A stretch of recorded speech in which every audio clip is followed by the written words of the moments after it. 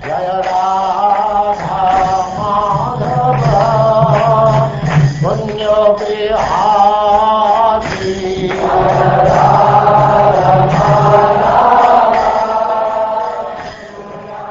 And now chapter 78, the killing of Dantavakra, Viduratha, and Romaharsana.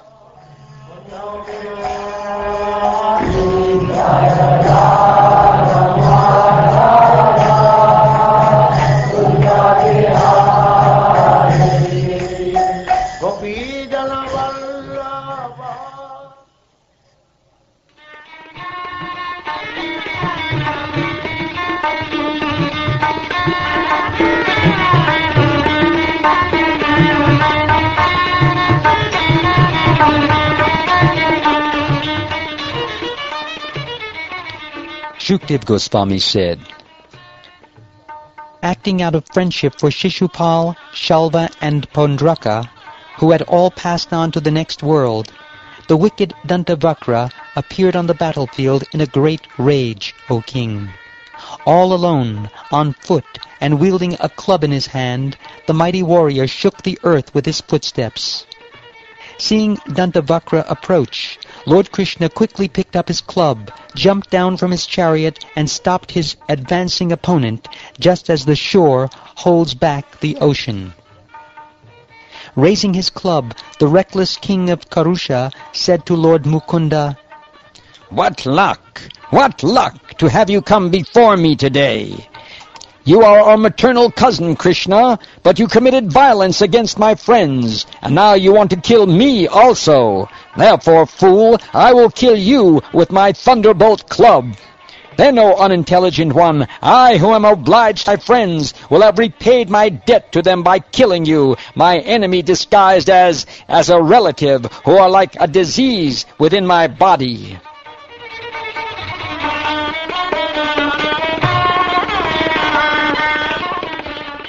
Thus trying to harass Lord Krishna with harsh words, as one might prick an elephant with sharp goads, Dantavakra struck the Lord on the head with his club and roared like a lion. Although hit by Dantavakra's club, Lord Krishna, the deliverer of the Yadus, did not budge from his place on the battlefield. Rather, with his massive Komodaki club, the Lord struck Dantavakra in the middle of his chest.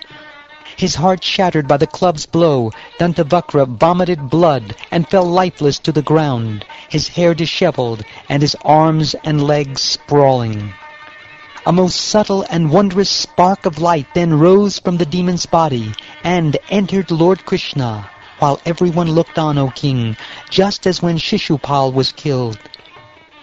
But then Dantavakra's brother, Viduratha, immersed in sorrow over his brother's death, came forward breathing heavily, sword and shield in hand.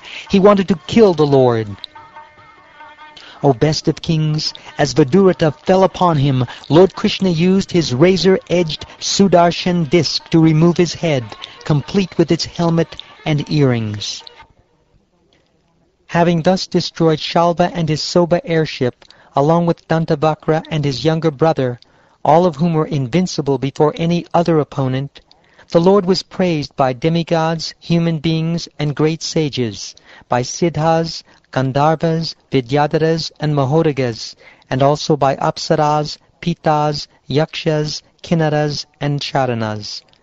As they sang his glories and showered him with flowers, the Supreme Lord entered his festively decorated capital city in the company of the most eminent Vrishnis. Thus Lord Krishna, the Supreme Personality of Godhead, the Master of all mystic power, and Lord of the universe, is ever victorious. Only those of beastly vision think he sometimes suffers defeat.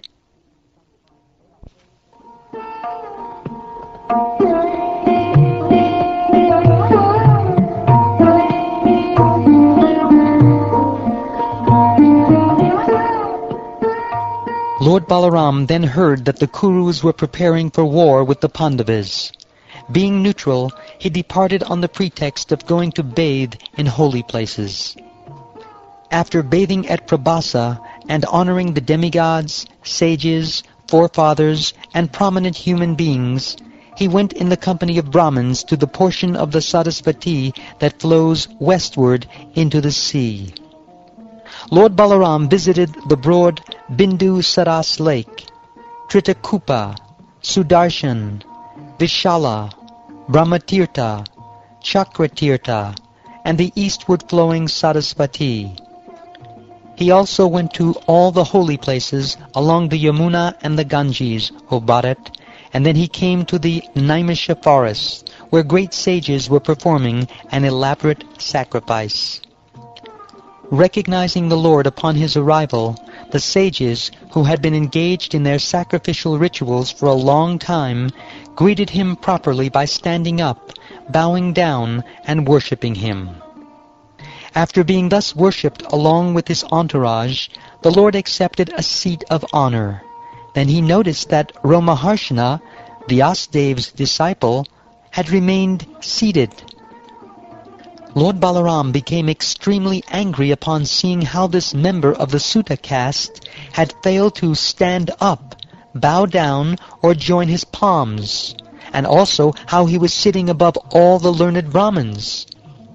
Lord Balaram said, "Because this fool, born from an improperly mixed marriage, sits above all these Brahmins and even above me, the protector of religion, he deserves to die. Although he is a disciple of the divine sage Vyasa, and has thoroughly learned many scriptures from him, including the law books of religious duties and the epic histories and Puranas, all this study has not produced good qualities in him. Rather, his study of the scriptures is like an actor studying his part, for he is not self-controlled or humble, and vainly presumes himself a scholarly authority, although he has failed to conquer his own mind. The very purpose of my descent into this world is to kill such hypocrites who pretend to be religious. Indeed, they are the most sinful rascals."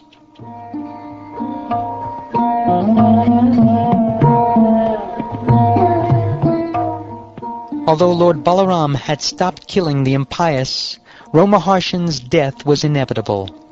Thus, having spoken, the Lord killed him by picking up a blade of kusha grass and touching him with its tip.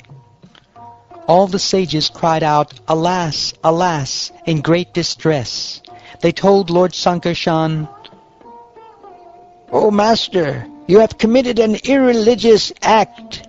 O favorite of the Yadus, we gave him the seat of the spiritual master and promised him long life and freedom from physical pain for as long as this sacrifice continues. You have unknowingly killed the Brahmin. Of course, even the injunctions of revealed scripture cannot dictate to you, the Lord of all mystic power. But if by your own free will you nonetheless carry out the prescribed purification for this slaying of a Brahmin, O purifier of the whole world, people in general will greatly benefit by your example. I will certainly perform the atonement for this killing, since I wish to show compassion to the people in general. Please therefore prescribe for me whatever ritual is to be done first. O sages, just say the word, and by my mystic power I shall restore everything you promised him, long life, strength, and sensory power. Please see to it, O Ram, that your power and that of your kusha weapon, as well as our promise and Romaharshan's death, all remain intact. O sages, the Vedas instruct us that one's own self takes birth again as one's son. Thus let Romaharshan's son become the speaker of the Puranas, and let him be endowed with long life, strong senses, and stamina. Please tell me your desire, O best of sages, and I shall certainly fulfill it. And, O wise souls, please carefully determine my proper atonement, since I do not know what it might be. O Lord, a fearsome demon named Balvala, the son of Ilvala, comes here every new moon day and contaminates our sacrifice. O descendant of Dashada, please kill that sinful demon who pours down pus and blood, feces, urine, wine, and meat upon us. This is the best service you can do for us.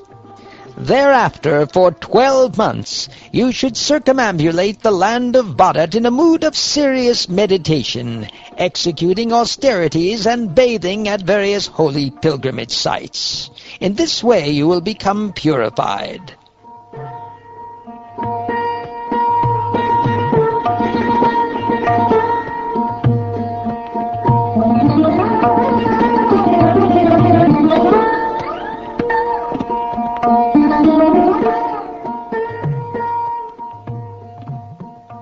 Thus ends the 78th chapter of the 10th canto of the Srimad Bhagavatam, entitled The Killing of Dantavakra, Viduratha, and Romaharsana.